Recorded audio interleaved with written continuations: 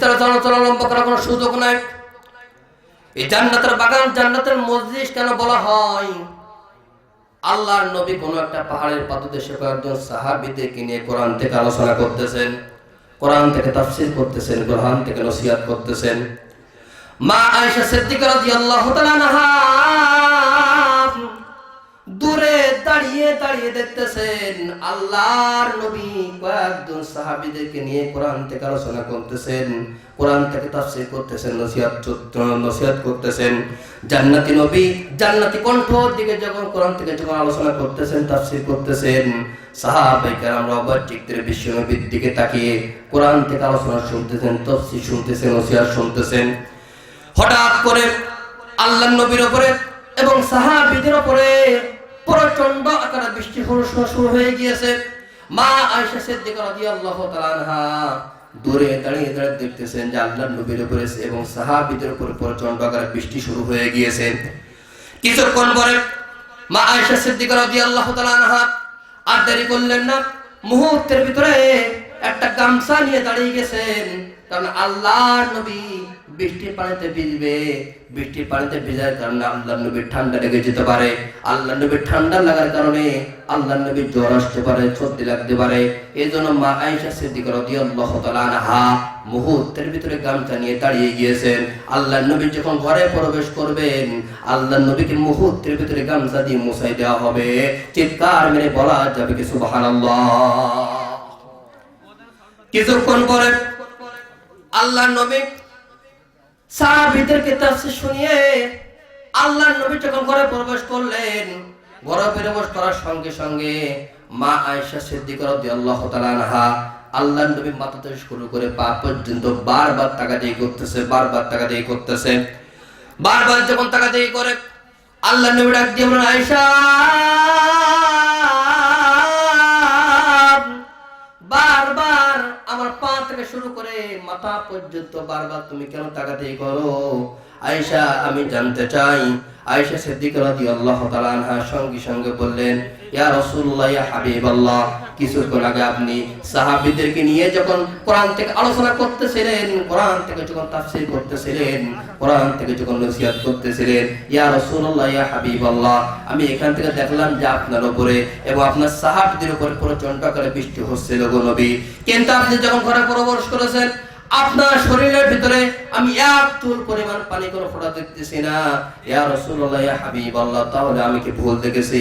আল্লাহর নবীর সঙ্গে সঙ্গে ডাক দিয়ে বললেন, আয়েশা রে, তুমি ভুল দেখো নাই, বরঞ্চ আমার উপরে এবং আমার সাহাবীদের উপরে যে প্রচন্ড আকারে বৃষ্টি হচ্ছিল গো আয়েশা, ওইটা হলো বৃষ্টি, সাধারণ দুনিয়ার পানি, কোনো পানি ফোঁটা নয়, বরঞ্চ কোরআন থেকে আলোচনা করার কারণে, কোরআন থেকে তাফসীর করার কারণে, কোরআন থেকে নসিহত করার কারণে, কোরআন থেকে ওয়াজ করার কারণে আমি যখন কোরআন থেকে তাফসীর করতেছিলাম, আয়েশা রে, বৃষ্টির পানির ফোঁটার মতো আমার উপরে এবং আমার সাহাবীদের উপরে আল্লাহ রাব্বুল আলামিন রহমত আমাদের উপরে বর্ষিত করতেছিল। চিৎকার মেরে বলেন না সুবহানাল্লাহ। ওটা দুনিয়ার পানি ফোঁটা নয়, ওটা রহমতের পানি, রহমত বর্ষিত হচ্ছিল আমাদের উপরে। এই জন্য আমি উদাত্ত আহ্বান করব, যাদের কানে মাইকে আওয়াজ যাচ্ছে, আপনারা রাস্তাঘাট ঘোরাফেরা না করে মাহফিলে আপনারা চলে আসেন, বাজারে সময় নষ্ট না করে আপনারা জান্নাতের বাগানে, জান্নাতের মজলিসে চলে আসেন। কারণ কি? কারণ আজকের এটা হলো জান্নাতের বাগান বলা হচ্ছে, আগামী কালকে কিন্তু এটা জান্নাতের বাগান থাকবে না। থাকবে? কথা বলেন, থাকবে? থাকবে না। ইচ্ছা করলেও আপনি পারবেন না। কারণ আজকের আছে, আর আগামী বছর মাহফিল হবে কিনা, আর মাহফিল হলেও সে পর্যন্ত আপনি হায়াত পাবো কিনা কোনো গ্যারান্টি কি আছে? কত বলে গ্যারান্টি আছে? হ্যাঁ, কোনো গ্যারান্টি নাই। এই জন্য ও তো আহ্বান করবো আপনারা দ্রুত করে জান্নাতের বাগানে, জান্নাতের মজলিসে চলে আসেন।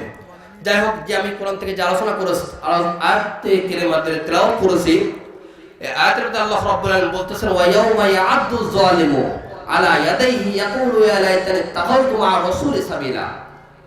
কিয়ামতের কঠিন দিনে, যেদিন কিয়ামত হবে, কিয়ামত একদিন হবে না? হ্যাঁ, কথা বলেন, কিয়ামত একদিন হবে না? হবে।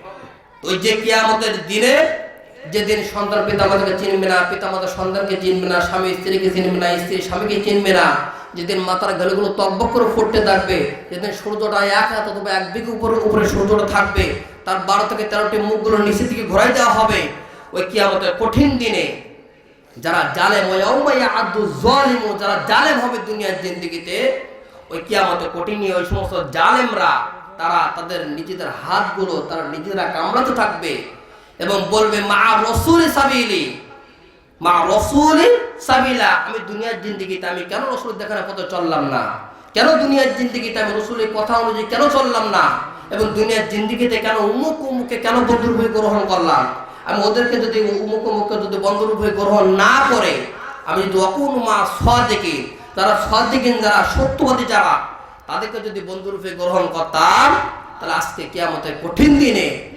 আমাদেরকে নিজেদের হাতকে নিজেদের কামড়াতে হতো না। আমার বন্ধুগণ, আয়াতের তাফসীর জানতে গেলে আপনাকে শানে নুজুল জানতে হবে। কোন প্রেক্ষাপটে আল্লাহ রাব্বুল আলামিন এই আয়াতকে নাযিল করেছেন? আরবের ভিতরে কয়েকজন ধনী ব্যক্তি ছিলেন। আরবের সবচেয়ে ধনী ব্যক্তি যারা ছিলেন তাদের ভিতরে একজন ধনী ব্যক্তি ছিল যার নাম উতবা ইবনে আবি মুইত। উতবা ইবনে আবি মুইতের ধন সম্পদ, টাকা পয়সা, জমি জায়গা, কোনো কিছু অভাব ছিল না, বড় একজন ব্যবসায়ী ছিল। কিন্তু উতবা ইবনে আবি মুইতের একটা বিশেষ সমস্যা ছিল, সেটা হলো সে মানুষের কাছে ভালোভাবে পরিচিত ছিল না, ভালোভাবে মানুষের তার জশ খেতে ছিল না, মানুষের সাথে তার ভালো পরিচিতি ছিল না। উতবা ইবনে আবি মুইত চিন্তা করলেন, আমার ধন সম্পদ, জমি জায়গা, টাকা পয়সা, আমি একজন আরবের ভিতরে অনেক ব্যক্তি, বড় মাপের আমি একজন ব্যবসায়ী, কিন্তু আমার জশ খ্যাতি নাই। উতবা ইবনে আবি মুইত চিন্তা করে এবার কি করলেন, আমার জশ খ্যাতি যদি বাড়াতে হয়, আমার যদি পরিচিতি যদি বাড়াতে হয়, তাহলে আরবের ভিতরে সবচেয়ে সম্মানী ব্যক্তি যারা আছে তাদেরকে দাওয়াত দিয়ে আমার বাড়িতে একদিন খাওয়াতে হবে। তাদেরকে একদিন দাওয়াত করে যদি আমার বাড়িতে যদি খাওয়াতে পারি, তাহলে আমি উতবা ইবনে আবি মুইত আমি পরিচিত হয়ে যাব, যশ খেতে আমার হয়ে যাবে। উতবা ইবনে আবি মুইত সংক্ষেপে বলতেছে, এই চিন্তা করে আরবের ভিতরে সম্মানীয় পরিবার যারা আছে, সম্মানী ব্যক্তি যারা আছে, বড় বড় ব্যবসায়ী যারা আছে, তাদের একটা নামের লিস্ট করলেন। এই লিস্টের ভিতরে আপনার আবার নবী, বিশ্বনবী জনাবে মুহাম্মদ রাসূলুল্লাহ সাল্লাল্লাহু আলাইহি ওয়াসাল্লামের নামটা ওখানে লেখা হয়ে গেল। আল্লাহর নবীকে দাওয়াত দেওয়া হলো। আল্লাহর নবীকে দাওয়াত যখন দেওয়া হলো, যেদিন দাওয়াত দেওয়া হয়েছে, সমস্ত আরবের সম্মানিত বড় বড় ব্যবসায়ীরা চলে এসেছে, এমনকি আল্লাহর নবীও চলে এসেছে। কিন্তু উতবা ইবনে আবি মুইত তো সে তো মুসলমান না, সে হলো কাফের। এজন্য আল্লাহর নবী বললেন, উতবা ইবনে আবি মুইত, তুমি দাওয়াত দিয়েছো, তোমার দাওয়াতকে কবুল করো, তোমার বাড়িতে এসেছে, কিন্তু আমি হলো মুসলমানদের নেতা, আমি কখনো বেধর্মীদের বাড়িতে কখনো খাদ্য খাবার গ্রহণ করতে পারি না। কথা বলেন ঠিক কিনা? মুসলমানদের নেতা, মুসলমান তো নবী, আমি কোনোদিন বেধর্মীর বাড়িতে খাদ্য খাবার গ্রহণ করতে পারি না। কিন্তু খুবই দুঃখজনক কথা, আমার বাংলার জমিনে এমনও মুসলমান আছে, দেখবেন মাহফিলে আসতে চায় না, তাফসীর করে মাহফিলে আসে না, মিলাদ মাহফিলে আসে না, ওয়াজ মাহফিলে আসে না, কিন্তু যখন হিন্দুদের পূজা হয়, পূজা মণ্ডলে যে তারাই যাই ভিড় করে। কথা বলেন ঠিক কিনা? সবার আগের কাতারে মুসলমানরা যে সামনে কাতারে থাকে, কিন্তু মাহফিলে তাদেরকে খুঁজে পাবেন না। তারা যে দেখবেন ওই হিন্দুদের পূজা হলে, পূজার মন্দিরে যে কনসার্ট হলে, সেখানে যে দেখবেন তারাই রাস্তাঘাটে যে ভিড় করবে এবং তাদের বাজারে যে তারাই মুসলমানরা সমনষ্ট করবে, মাহফিলে তারা আসবে না। অথচ সেই নবীর উম্মত আপনি আমি, সেই বিশ্ব নবীর উম্মত হওয়ার পর আমাদের আদর্শ দেখেন, রসুল বলতেছে ডান দিকে চলো, আমরা চলতেছি বাম দিকে। রসুল সুপারিশ আমাদের করবে? কতক্ষণ সুপারিশ করবে? আর রসুল সুপারিশ ছাড়া কিয়ামতের কঠিন দিনে আপনি কেউ জান্নাতে যেতে পারবো? সুযোগ আছে? কোনো সুযোগ নাই।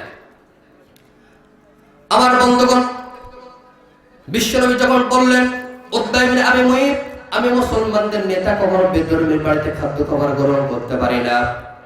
উতবা ইবনে আবি মুইত চিন্তায় পড়ে গেলেন, আরবের সবচেয়ে বড় বড় ব্যবসায়ী যারা, তাদেরকে দাওয়াত দেওয়া হয়েছে, আজকের এখান থেকে যদি মুসলমানদের নেতা, মুসলমানদের নবী মুহাম্মদ সাল্লাল্লাহু আলাইহি ওয়াসাল্লাম খাদ্য খাবার গ্রহণ না করে যদি আমার বাড়ি থেকে যদি চলে যায়, তাহলে আমার পেস্টিং নষ্ট হয়ে যাবে, আমাকে অপমান অপদস্থ হতে হবে।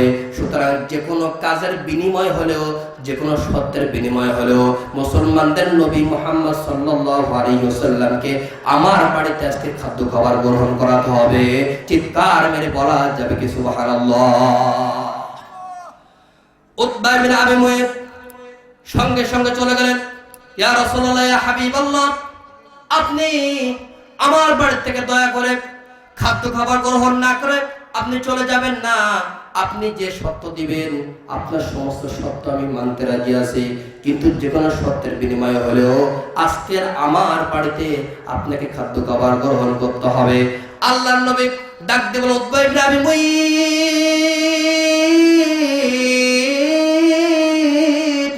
তোমার বাড়িতে আমি একটা সত্যের বিনিময়ে তোমার বাড়িতে আমি খাদ্য গ্রহণ করতে পারি।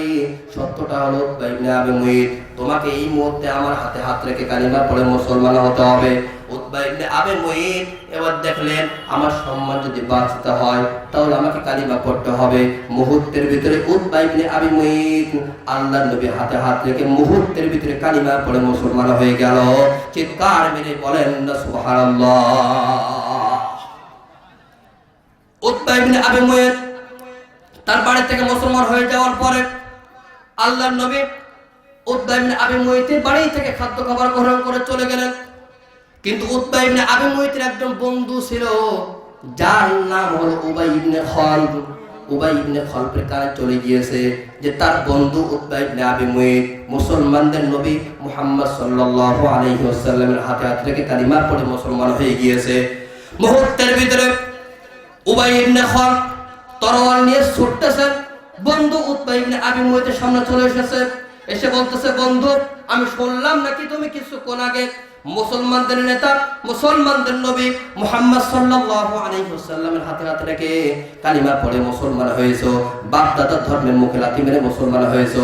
ও উতবা ইবনে আবি মুয়াইত বন্ধু, তুমি ভালো করে শুনে রাখো, এখন যদি মুসলমানদের ধর্ম মুখে লাথি না মেরে যদি তোমার বাপ দাদার ধর্মে চলে না আসো, তাহলে তোমার বন্ধু আমি উবাই ইবনে খালদ এই তরোয়াল দিয়ে একটা কোপ দিয়ে তোমার দেহ থেকে আমি উবাই ইবনে খালদ কল্লাটা আলাদা করে দেব। চিৎকার মেরে বলেন না নাউযুবিল্লাহ। উতবা ইবনে আবি মুয়াইত সঙ্গে সঙ্গে বলেন, বন্ধু, আমি ওই সময় যদি কালিমা না পড়তাম, মুসলমানদের নবী মুহাম্মদ সাল্লাল্লাহু আলাইহি ওয়াসাল্লাম আমার বাড়ি থেকে খাদ্য খাবার গ্রহণ না করে চলে যেত, আমাকে অপমান অপদস্থ হতে হতো।